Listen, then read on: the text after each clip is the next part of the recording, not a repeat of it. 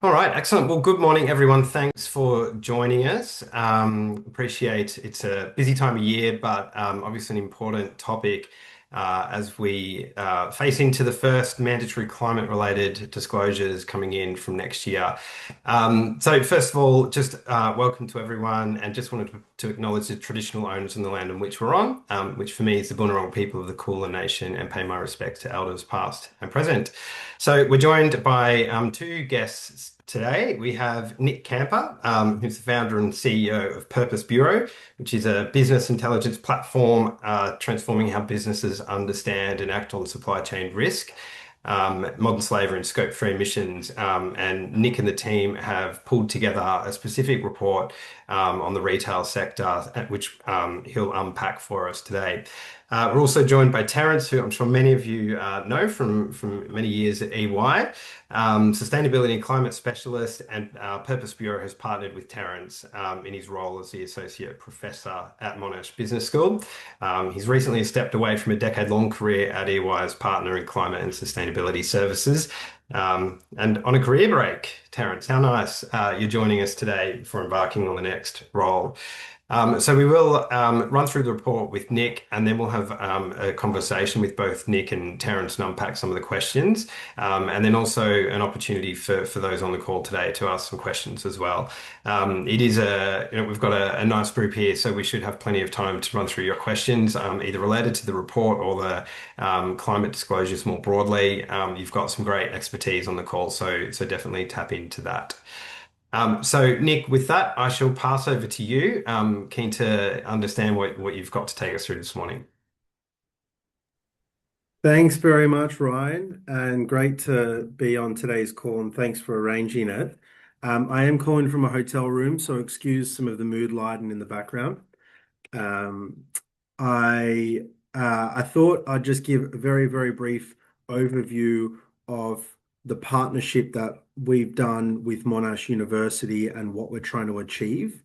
Very, very brief, and then I'll give an overview of some of the key insights in the more substantive general report that we've released 2 months ago, and some of the way that's been received by the regulators in industry.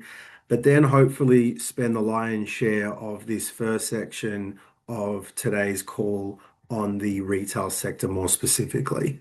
So just on a high level, Ryan gave an intro into Purpose Bureau. Many of you on the call will also be familiar with Purpose Bureau, Terence, Monash, obviously the ARA as well. But for those that haven't, Purpose Bureau is an ESG bureau where our model is not dissimilar to a credit bureau which maintains business profiles on all businesses across all economies. So in Australia, that's 2.5 million businesses.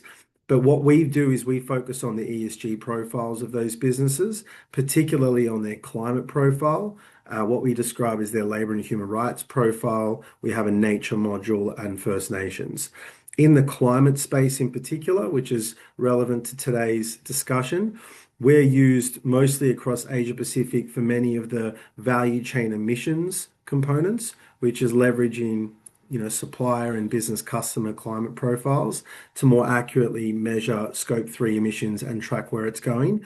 But also very widely this year being used quite ubiquitously across Asia Pacific for climate risk in the value chain. And that is understanding transition risk and physical risk in order to inform climate-related risks and opportunities and hotspot analysis in the lead up to reporting, by being able to access a lot of insights on the value chain and who it is that suppliers are of retailers, for instance, but with banks who their business customers are. Monash Business School is Monash Business School. Everyone will know about the university and a lot of the touch points it has across not only the research sector, but then also private sector engagement. What Terence has been doing and spearheading at Monash Business School is running and helping coordinate a course targeted at professionals, finance and sustainability executives, called Navigating Climate-Related Financial Disclosures. It's a mouthful in terms of the title, but very, very interesting in the actual course. I've participated in a couple of the events, and Terence is fantastic, getting a lot of industry participants from regulators to um, corporates and the like to be able to share knowledge on how they're leading up to ASRS reporting requirements.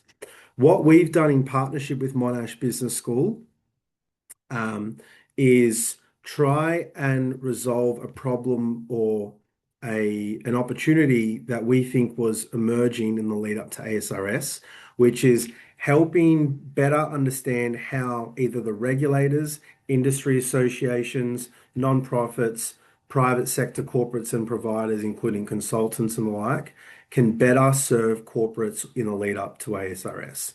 So that is understanding who is underserved from a reporting standpoint, and the support. For example, certain industries, like identifying that there's 25 reporting companies in the sports industry that aren't really, that haven't really been given industry specific knowledge or research on how to approach climate risks and related opportunities, and looking for opportunities like that to be able to inform all the participants across the community to help them lean in where it's needed the most. So where we thought that starting point made sense was to do a full accounting of which companies will need to report under Group 1, Group 2, and Group 3. Sounds like a reasonably rudimentary exercise, but it was quite complex in understanding the nature of business operations. Almost, I'm sure all of you on the call are familiar with the reporting thresholds across Group 1, 2, and 3, which of course started a revenue, asset, and employee threshold or a combination thereof of about $500 million in revenue for Group 1, which then subsequently drops down across the different cohorts.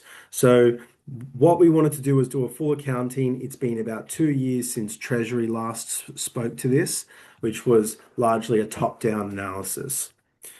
We released that report, and I'll just talk very briefly to what when we released it and what we found before moving on to the retail sector. We released that report 2 months ago. It's had a really, really excellent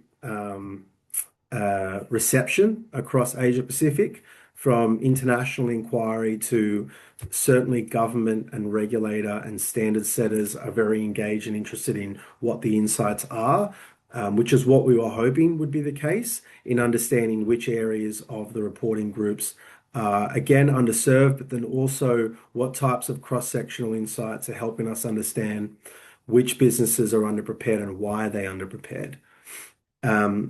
We've had, as a consequence of it, Terence and I have sat in almost 50 meetings over the last 2.5 months, which has been really fun, meeting with corporates across Group 1 in particular to help get more knowledge, moving beyond just the statistics to help inform how we're viewing preparedness across the country, the kinds of things organizations are going through, from understanding the mandatory components that they may be very familiar with over the last few years, such as some of the Scope 1, 2 carbon accounting, in some instances Scope 3, but of course that's not mandatory, to some of the climate risk work that many businesses have been working on or are still yet to working on, and understanding who's going to be coming under pressure over the reporting year. So who are the Jan to March reporters, and then the following quarter and quarter over the next calendar year. So we've been getting a lot of insights. What we've been wanting to do is channel those insights deeper. So working with industry associations like the Australian Retail Association to say, okay, we've done across the board accounting of all these companies. How do we go deeper on an industry and help glean out more industry-based insights? We will be doing a series of more releases over the coming months, over this whole financial year. But what today is an opportunity to speak with the retail sector, provide some retail specific insights, get some questions from you guys regarding what that data is showing, and some of the insights that Terence and Ryan will share, and also some of your own insights on reporting. And that will help inform us how we can then further partner with the retail sector going forward to provide even more useful insights. So thanks for jumping on. The general research we released about 2 to 2.5 months ago showed the following. There was just shy of 1,200 businesses in Group 1. And across Group 1 and Group 2 and Group 3, there was about 8,000. What we found was that Treasury's accounting of the reporting about 3 years ago had about 25% less companies, or rather, the number that we came up with or found was 25% more than Treasuries. So that was a pretty significant increase. But more interesting for us initially was that many of the companies in Group 1 were, in fact, Group 1 was larger than Group 2, almost by double. And so that was interesting, and we've wondered whether having that insight from the start or a few years ago might have informed a different outcome when it comes to the reporting thresholds. Some of the other key insights are that more than or close to 60% of Group 1 companies are, in fact, unlisted businesses. And so many of you on the call are from ASX listed businesses, but what was interesting from a public policy standpoint was there's of course this fanaticization with the ASX businesses, and that is important and they're very critical. But uh, yeah, sorry, Ryan. Ryan's just checking if we're going on any slides. I will in just a moment, Ryan. We'll be getting onto the retail sector in just a tick. Um, so. Uh, so 60% are domestic and unlisted businesses. Of the 40% that are not listed, that are listed, more than half of them are foreign listed businesses. So there'll be businesses like Amazon and Microsoft and different types of businesses you will be very familiar with. And then about 19% are listed Australian businesses. So there's some key insights, and we'll go through what that looks like against the retail sector in just a moment. What we saw is that there was a wide berth of preparedness across the sector. Telco industry is quite prepared. Tech industry is quite prepared, although we did see some concerning key emissions heavy industries such as fossil fuel generation and transport services being much less prepared. Um, and uh, and what we're doing is we're seeing quite a different distribution of group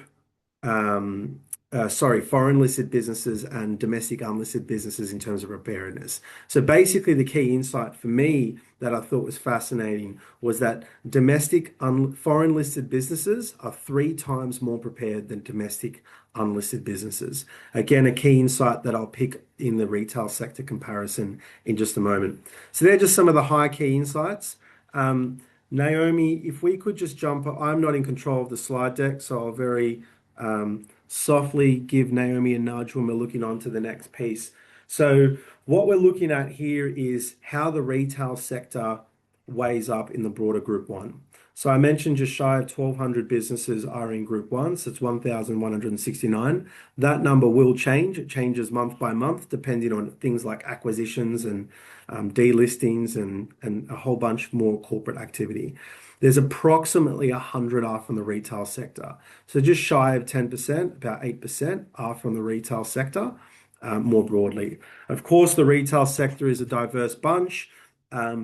Even giving it 6 industry categories as subsectors was a bit challenging. But what we did try and do is roll it up into some subsectors so we can better unpick what the insights look like and what the story is within the retail sector.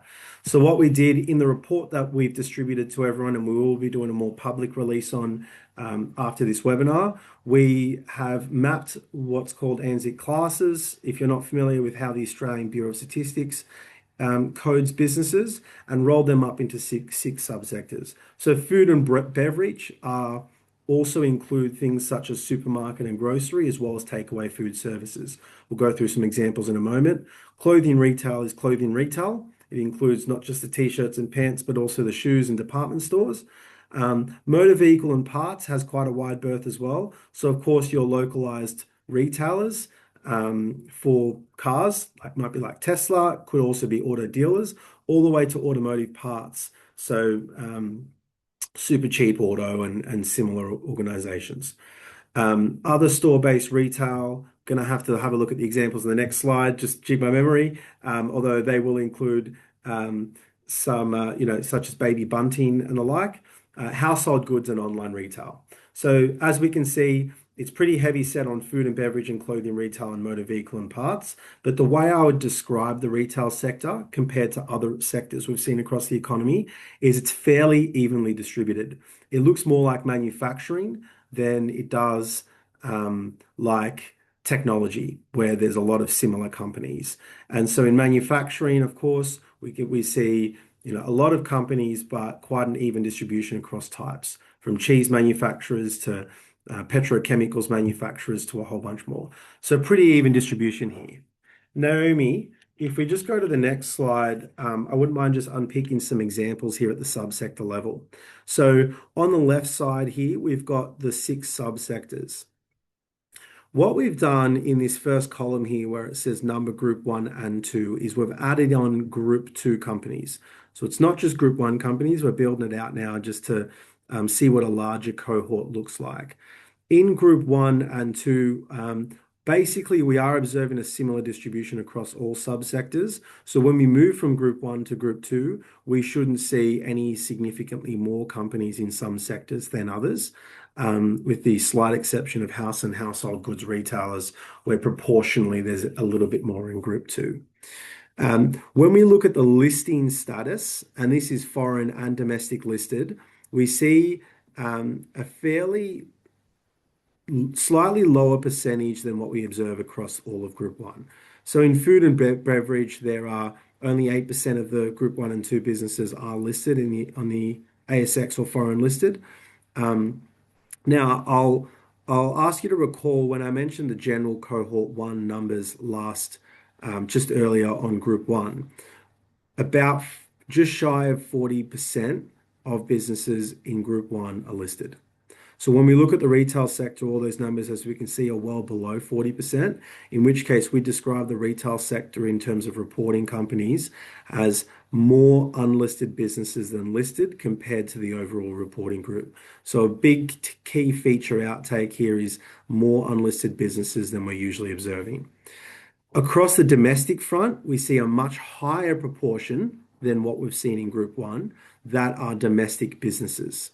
So about, I think it was on average 35% are foreign businesses usually, and here we're seeing less than 15, in some instances less than 10% are foreign in retail across Australia. So on a high level, we've got much less listed businesses, many less listed businesses that are listed, and many more businesses that are domestic.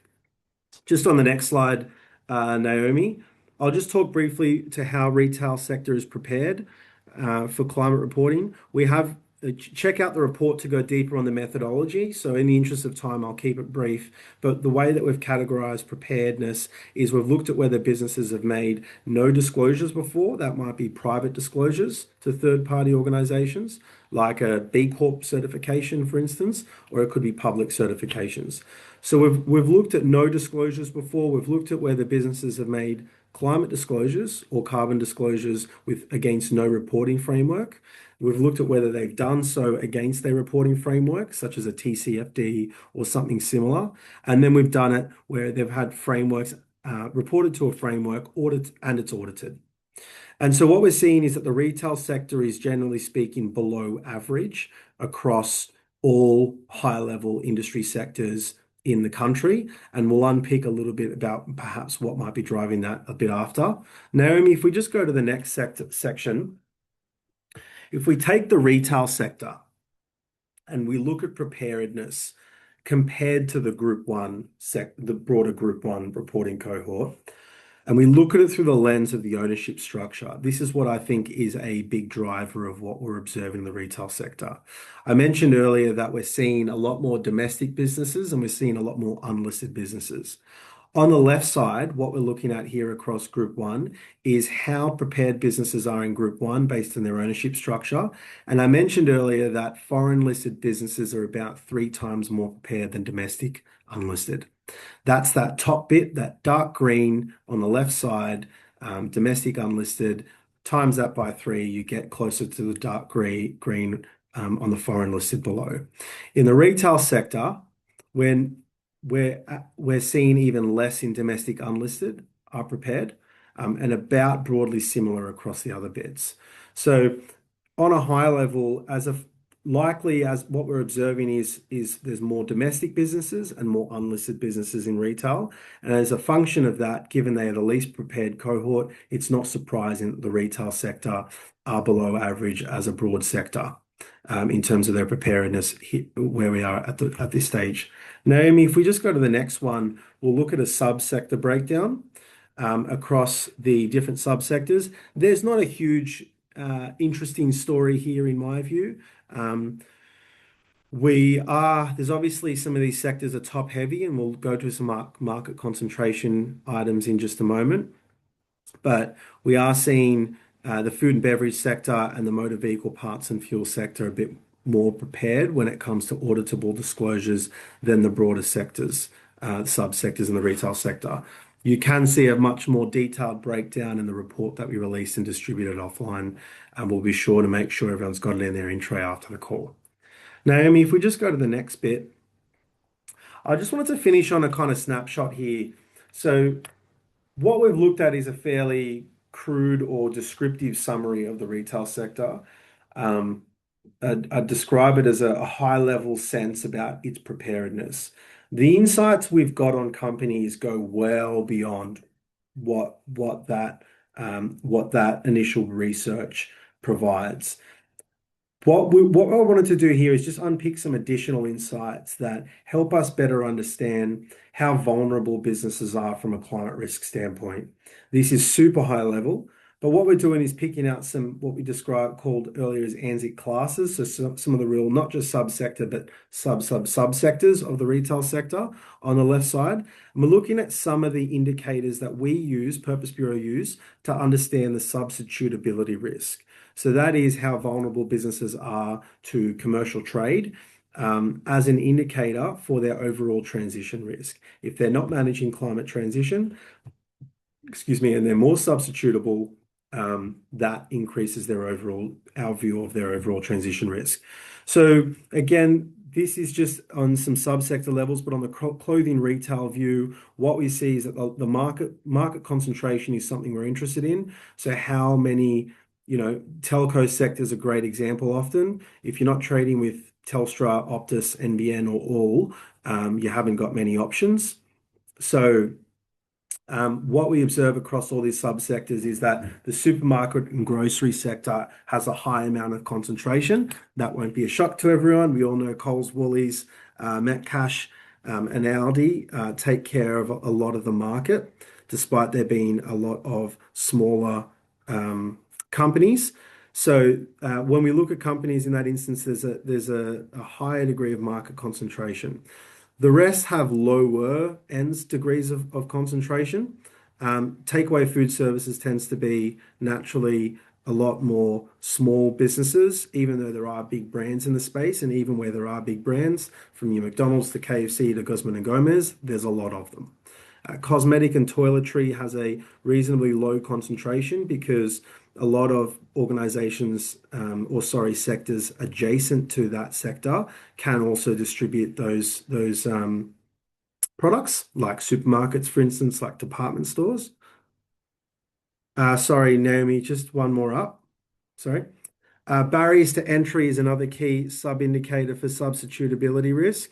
So what's the barrier to entry to enter the market is really more about not how competitive you are to your peers, but then also whether new entrants can come in if businesses are coming under transition risk as a function of the climate transition. So we're seeing a similar thing as what we saw in concentration. And then industry globalization. So how globalized or exposed are those businesses to globalization? Again, another crude metric, but another indicator for whether there are demand for the goods of those industries are at competition or at greater risk of import risk. So we use all those things to try and understand what a substitutability risk view of these subsectors are. Again, these are just a couple. We've got every business and we've got more substantive views of their climate or nuanced views of climate transition. But it is just something we wanted to add because we think that the whole reason for looking at preparedness, the whole reason for looking at whether businesses are with respect to financial related climate related financial risks, understanding whether businesses are managing it. And if they're not managing it, how exposed they are from a substitutability standpoint when it comes to their commercial risk. So this is just a precursor into some of the more detailed insights we'll be doing in some follow-up releases. All right, I'm out of time and I'm getting nudged about that. So I'll call it there and hands it back over to Ryan for some questions. Perfect. Thanks, Nick. Some really good insights there, and I think always helpful to step back and just understand the sector and our peers. And I can see Kathy did take a bit of comfort out of that in the comments there to see that there are quite a lot of private businesses in Group One. And when we talk about, I suppose, where this started from, obviously the investor community really drove it through TCFD, and so that really talks to, I guess, the capability uplift needed specifically in the privately owned businesses. So we're going to have a bit of a chat to run through some questions, but just a reminder, if you do have any questions, just drop them in the Q&A box, and we'll come back to those shortly. Um, Terence, I'll start with you, I suppose. Just reflecting on, where ASRS evolved from in terms of some voluntary frameworks and where we're at now. If you could just share a little bit about what that means in terms of the step up from where we've been, and also how it compares globally, what you're kind of seeing when we look across the borders. Yeah, great. Thanks, Ryan. And just as an update, which I don't know whether I've had a chance to tell you, but I've actually come off the career break after 6 months, and I've joined a boutique firm called Foresight, and doing a lot of ASRS work, but also broader sustainability and climate work. Um, but in terms of the step up, this sort of, as you said, evolved from TNFD, and TNFD was brought into ISSB, which sits under the IFRS body, which releases accounting standards globally. And TNFD has been changed radically to come up with the AASB S2 standard. And that standard was then taken locally, ISSB standard, and that standard has been converted to AASB S2 locally with some changes that particularly relate to SASB metrics. So that's sort of the evolution of it. In terms of the standard itself, it's a lot more comprehensive. Obviously, the Corporations Act amendment makes it mandatory in Australia, which compared to global peers, we are now leading in terms of climate risk reporting. Leading for a lot of reasons, and very simply put, if you are going to pick one country that's most exposed to transition and physical risk, it'll be Australia and the whole world. We warm up about zero point 0.5 degrees more than the rest of the world, or most parts of the world, and transition risk wise, we've got quite a lot of contribution to global emissions and. Out of the COP process, we've just signed on to having a pathway to getting out of fossil fuels. So that transition risk has begun in a way. And the Reserve Bank governor in her first maiden speech mentioned climate risk as one of the key economic risks. So that's how Australia and the government and the Reserve Bank sees climate risk, and that's why it's mandatory. And the mandatory requirements are a step up insofar as it's a lot more disclosure and has to be auditable. Previous frameworks like Angus and so on were voluntary audit frameworks. This is a mandatory audit framework, and it's gone from emissions reporting to business and value chain impacts, and that's, I guess, the step up. Yeah, thanks. So building on that, I suppose, and recognizing there's many businesses that are going to be disclosing for the first time, what are the kind of three key things that they should focus on, and what are the areas or the missteps they can avoid where perhaps there's wasted time, for example? I'd recommend setting up. So this sort of reporting requirement is going to go across the whole organization. So it deals with risk. So you're talking to people who are dealing with risk. You're dealing with legal in terms of it's a compliance requirement, and you want to get the compliance right. So you're talking with legal counsel. You're definitely dealing with sustainability, who are doing the emissions and the climate risk and the qualitative and quantitative assessment work. CFO is ultimately going to be responsible because the audit has to be signed off by a registered company auditor, which means that that's the person that the CFO is dealing with in the organization. So that's kind of, I guess, the reason to set up a steerco rather than trying to handle it within one particular division. We're seeing finance and or sustainability typically taking this on within organizations, but I'd recommend a steerco, probably led by the CFO, who's got to respond to the audit committee ultimately. Um, I'd recommend a gap analysis as a starting point because there's about anywhere between 130 and 180, depending on how you break down, specific requirements within AASB 2 and the Corporations Act. So they both have requirements, and so you kind of need to capture both. And so you'd want to do a gap analysis to make sure where the gaps are, and there'll be some big gaps, like most organizations would need to do some scenario modeling. Um, Through to some small gaps, like you might need to talk about what sort of climate experience your executive and directors have in order to make decisions based on the information they receive. So that'd be my second recommendation. The third one, I think, is determine what the business means by short, medium, and long term. So that language keeps coming up in the standard. And there's a bit of confusion in the market. People are picking 2050 as the long term because that's where the scenarios go. Unless you have a business plan out to 2050, 2050 is not your long term. It needs to be as how long as the business plan determines long term to be. Often 10 years might be. So I recommend sort of working through short, medium, and long term. Engage your auditor early because you'd want to be on the same page in terms of what they're looking for. And the big one, I think, has been just working through with the right people in the organization about the resourcing needs, because often this is a huge step up from what the organization's been doing. And directors are going to sign off, so they're going to want to see proper compliance. So I'd be saying having a assessment of resources needed, whether that's internal or external, is quite important. Yeah, thanks, Terence. I mean, yeah, ultimately it's a big change management piece Mm. to really help navigate this. And interested in any reflections from anyone on the call, feel free to put it in the chat of how you're navigating it within the business, but some good practical steps there. And I think it's probably worth noting it's the first for the auditors as well coming up, so they're also navigating a new set of requirements of how they're going to assure these disclosures. Um, Last one before I pass to Nick. It's probably the golden question for many that are starting, but what does a minimum viable ASRS look like? How do we kind of find that balance for year one?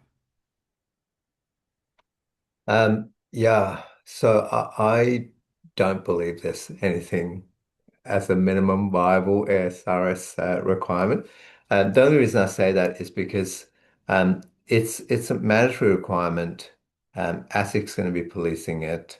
There are specific requirements in the standard. So for any advice, I recommend that there's a minimum approach or a shortcut to do this. May get the company in trouble. So I think what needs to be done needs to be done. There are some relief provisions within the standard. So if you don't have the resources, or if you determine that it's too burdensome for the organization, you can choose to go down that route to say this has been too burdensome, or we're waiting for more information, and so on. So there are relief requirements. Say we will do, for example, qualitative this year because we've done some quant and we're not sure whether the data's quite there. We need to do some more work on it. So we're just disclosing qualitative this year. And that's a burdensome provision that you're drawing on, and those things are within the standard.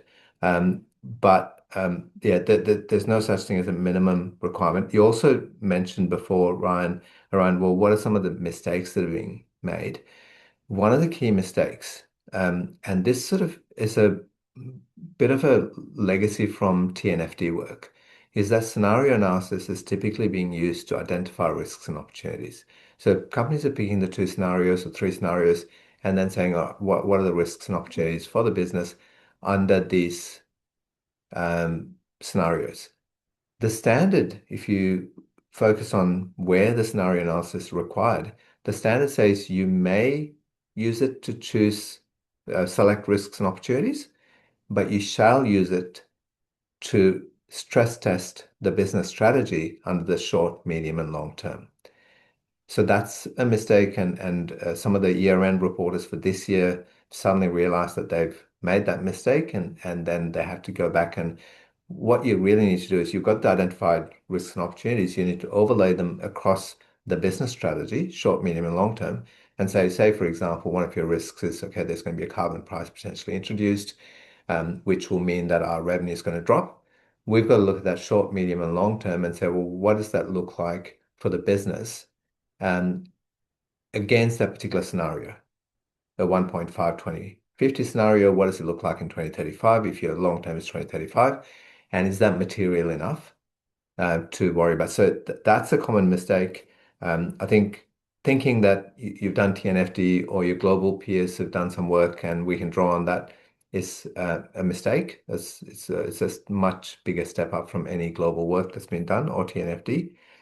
And one of the other ones is spend-based analysis for Scope 3, which really is going to give you very high-level numbers, which are meaningless. So finding better ways to do Scope 3. It does have a 1-year grace, but it requires more work. And that's where organizations such as Purpose Bureau have been much more helpful in terms of getting more accurate information on the supply chain. Yeah, great. Thanks, Terence. That's probably a good segue to a question for you, Nick. Just in terms of data and the value chain scope 3, thinking about how companies can navigate that. And, obviously there are new ways, new tools now. Yeah, interested in your thoughts on that, and any advice you have. And you're just on mute. Sorry. There we go. With Scope 3, we've done, we think, more than half of the audited Scope 3s in market at the moment, and we see a wide variety of types of exposure across different industries. The retail sector is obviously exposed across Scope 3 more than anything. It's obviously where resources or focus should be spent when contemplating across the broader resources allocated to a carbon measurement. My thing with Scope 3 is you either get two approaches, and there's quite a dichotomy in market. One is we want to keep it high level and do spend based because we think the whole thing is too complicated, and we want to take very baby steps well into the future. We'll look to get more mature. And the second one is we want to get this really right because we know it matters, and we're going to get really specific, and we get product specific, and we're going to create real technical models or analysis on it. And I think both share their risks. With the market, the kind of spend-based analysis, the problem is it's just wrong. I mean, if it's what you've got, then it's better than nothing. But we've seen wild variations in market in terms of what emissions factors can show. It doesn't allow organizations to obviously understand who are they trading with and does that business deviate from average. And one thing we've learned is, quite frankly, the emissions factors, despite being pitched as averages, aren't averages. Whenever a business has an actual emissions disclosure, we benchmark them against the average, and 99% of the time they're lower than the average. And these are some of the largest businesses in the world. So what you find is that when these emissions factors are updated every year, what is actually driving their volatility, because they can be very volatile, is economic statistics.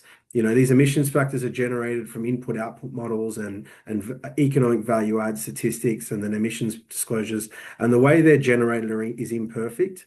It's a worthwhile prerogative, but they're imperfect because they're very challenging to do. So even just using spend-based numbers, don't even expect static measurement. With the actual data, where you're actually trying to get very specific, the data quality isn't there to give you what you're after. It's just not going to be there. So it's, you've got to come to terms with that right now. I don't know if anyone from Officeworks is on the call, but the day that I think we've won it is when you can buy a pen from Officeworks and there's a receipt that tells you your carbon emissions associated with it. We're 20 years away from that being a ubiquitous thing across all sectors. And so we've got to come to terms with the fact that it's not going to be perfect. The question then is, where do you sit in the spectrum? And how do you land at something that's the right outcome to make sure that what the standard is after in terms of direct measurement and your access to it is going to be something that's achievable for you. So the way I approach it, or I think about it, is not to boil the ocean, but at the same time, to make sure you've got the best data available. So what we see is that businesses want to say, well, we need an EPD. Let's go out and get an EPD for our input products, environmental product declaration. But even just moving to a business level emissions intensity, if that's available, can kind of cover 80% of the accuracy pursuit. So for instance, saying, okay, what's Unilever's emissions profile rather than Unilever's particular product that we're purchasing? And that will usually cover more of the accuracy ground you're pursuing than not. And what that allows you to do is say, okay, the broader uplift opportunity here, even at the business level, is much more accessible. If we're always happy to do a free pilot run so businesses can see what emissions intensities they can access. We've got the best quality and the depth of it across the globe. And usually when we run it, businesses will see anywhere between a 10% reduction in their overall inventory measurement, all the way up to, I've seen, close to 90%. And so that just speaks to more direct measurement will drive it down. But having access to data and real-time data is the best way to make sure that you meet the reporting standard going forward. Great, thanks, Nick. And yes, I did when I was at Officeworks a few years ago. We did quite a bit of work on Scope 3 emissions. Oh, you're from Officeworks, that's right. Yes, there you go. I wasn't sure if you dropped that in, but I don't have the pen figure, but I guess it was about getting started, and probably goes to the question we've got here about what's material and how do we really start driving that change. And I know many of on the call have. Terence, I'll pass this your way. The question goes to materiality. So how do companies define materiality when deciding which climate related risks and opportunities to disclose? Um, so materiality needs to be thought of in two ways. So materiality for the company and materiality for the subject matter that you're disclosing. And the subject matter materiality, without getting too technical, is the one that it's called audit materiality. So the auditor uses a materiality threshold to test the subject matter. In year one, for example, when they're checking scope 1 and 2, they'll have a testing threshold for audit materiality. It's very different to what the company needs to think about when they're thinking about materiality. Materiality, really, guidance hasn't come out of the AASB, and so we're still waiting on proper guidance, and it's hard to provide really specific guidance around materiality. But it's a really good question, and I would sort of characterize materiality as companies own financial, reputational, and other legal compliance materiality thresholds. So if you've got a financial materiality of, say, $1 million and beyond that, you've got a material issue, or 50 million, whatever it may be. I remember doing the audit for Telstra after the bushfire that we had in 2019, I think. And they had a $50 million climate impact because of the bushfires. That was under their materiality threshold, but they still chose to disclose that. So it is different for different companies. So you might determine your internal financial materiality or reputational materiality and so on, and then work through whether or not, under different scenarios, whether the risks or opportunities are starting to exceed that materiality level. But it's very much what you use internally for other things, from financial point of view, or other factors. Yeah, okay, thanks, Terence. And I guess watch this space until some more guidance comes out to help organizations. Um, I might stick with you. We've got a question here just around scope three. So the example is calculating scope three at a group or international level. How does that type of reporting need to evolve to meet reporting requirements? So do they have to report on Australian specific data for the first year, or do they allocate scope three based on percentage of the global business? Do you have a view on that one? Hmm, that's a very complex Mm. question. So scope three can be done in three different ways. So I might just go back to what the standard says. The standard says, for Australia, you've got a year's grace, but the standard says we expect scope three emissions to go from um, estimate to direct over time. So that's sort of explicitly said in the standard, and to go from secondary to primary data. So that's sort of, I guess, the journey that the standard is expecting to take, and therefore ASIC is expecting to see.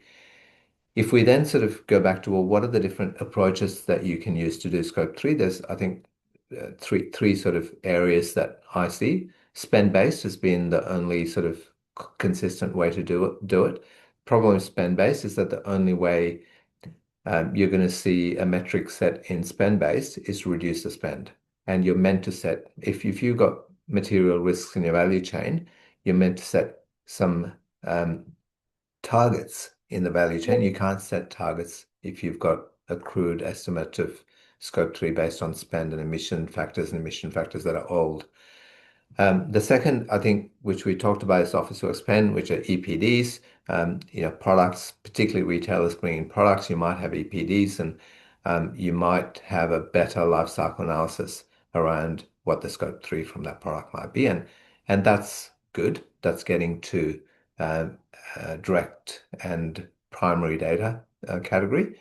And the third is the sort of bureau model, which is what I guess credit bureaus use for credit information, and I guess groups like Purpose Bureau use to assess the information that's available in the market for that particular entity and work through what, how accurate you can get that information. So it might be published information, it might be published elsewhere privately, it might be company provided, or it might be worked through for the sector that they're in with much better grid decarbonisation trajectories for that geography, for example. So there's a lot more nuance applied to work through a better emission number for that particular entity, and then you can start to use spend based on that. So it's getting then from estimate to a bit more accurate information.